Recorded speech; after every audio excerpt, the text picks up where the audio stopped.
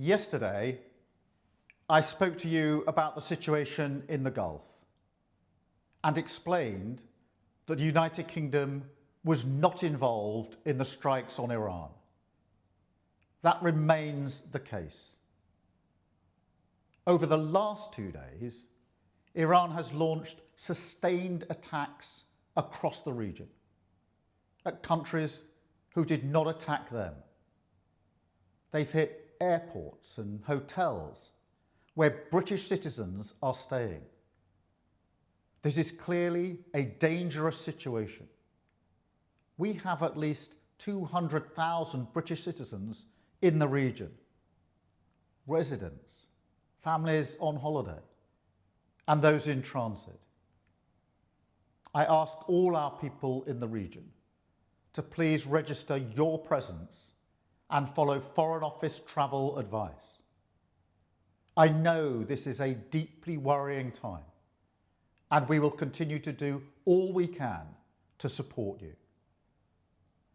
Our armed forces, who are located across the region, are also being put at risk by Iran's actions.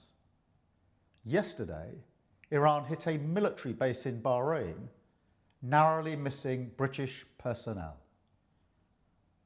The death of the supreme leader will not stop Iran from launching these strikes. Their approach is becoming even more reckless and more dangerous to civilians.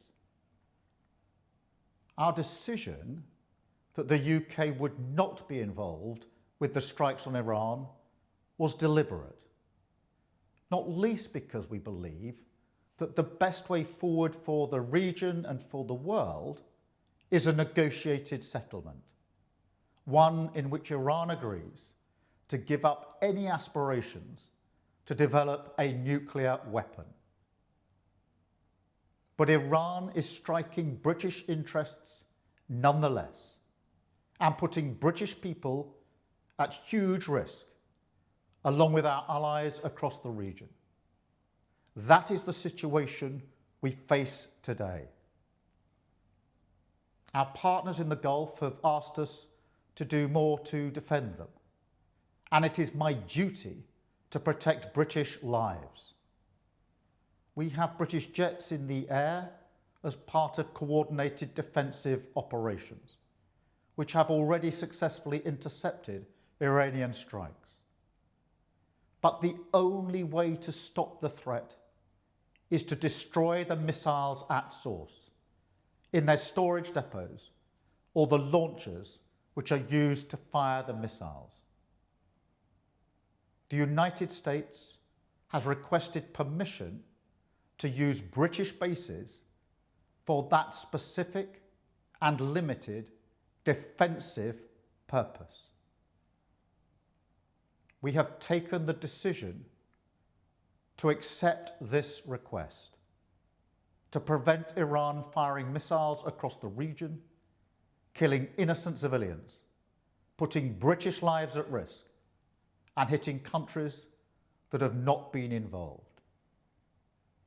The basis of our decision is the collective self-defence of long-standing friends and allies and protecting British lives. That is in accordance with international law, and we are publishing a summary of our legal advice. We are not joining these strikes, but we will continue with our defensive actions in the region. And we will also bring experts from Ukraine together with our own experts to help Gulf partners shoot down Iranian drones attacking them.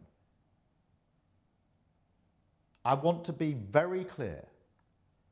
We all remember the mistakes of Iraq, and we have learned those lessons.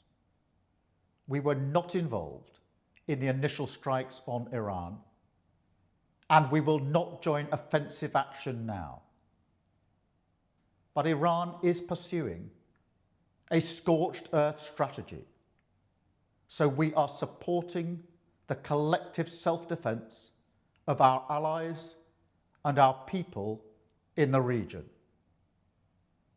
because that is our duty to the British people. It is the best way to eliminate the urgent threat and prevent the situation spiralling further. This is the British government protecting British interests and British lives.